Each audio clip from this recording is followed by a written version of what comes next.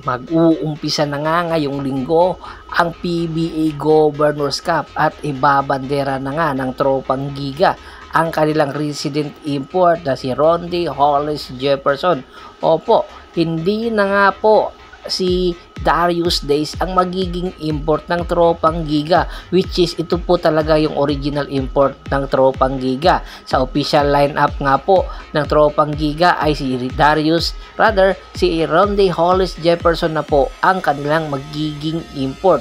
Sasandalan ni Rondy Hollis Jefferson itong sina Calvin Optana, RR Pugoy, Jason Castro, at syempre sa pagbabalik nga ni Rondy Hollis Jefferson sa tropang Giga, inaasahan na pangungunahan niya ang tropang Giga na makuha muli ang kampyonato at mailagay ang tropang Giga bilang number 1 team sa Governors Cup.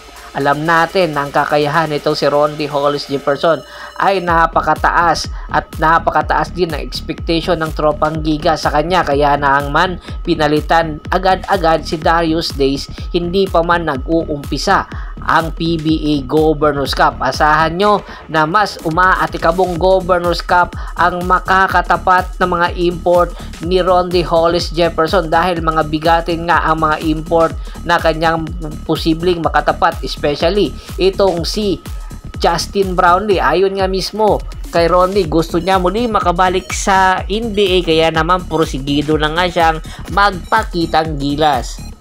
Samantala, lipat naman tayo sa Northport, Batanguer. Good news na nga po, matapos nga po ang isang taon o isang buwan na hindi pagpapakita sa Northport, Batanguer nitong si Dave Ildefonso. Ayon nga mismo sa team governor nila na si Eric Ariola ay meron na po silang negotiation na nagaganap at malaki daw ang posibilidad na papaperma nila ito anytime sa mga susunod na araw bago pa man mag-umpisa ang Governors Cup. Pero bad news nga po para sa Northport, Batanguer dahil si Gio Halalon ay nagtamo po ng injury. 2 linggo daw po ang posibleng hindi makakalaro itong si Gio Halalon. Samantala si Pranyo po, ganun din po, meron din pong iniindang injury na hamstring injury. Pero yung pinakamalala po sa kanila ay itong si Paul Samar.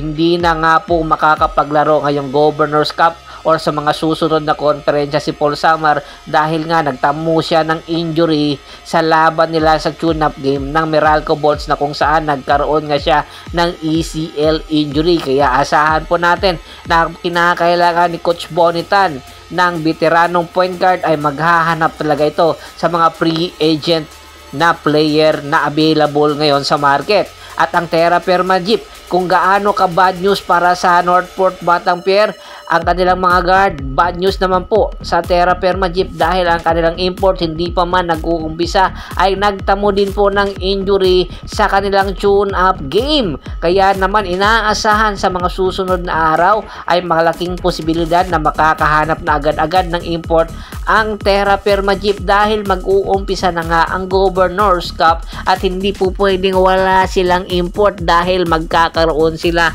ng malaking penalty kung magkakataon. Kaya asahan nyo na makaganda sana ang makukuha ng Terra Firma Jeep na import. At syempre, pangungunahan ang Terra Firma Jeep na Christian Stan Hardiger, Stanley Pringle at ni Wami Chongson. Hopefully ay mataas na ang kanilang marating ngayon at posibleng makarating sila sa playoffs na kung saan gusto ngang patunayan ni Christian Stan Hardiger at Stanley Pringle na karapat dapat sila sa Barangay Ginebra, San Miguel.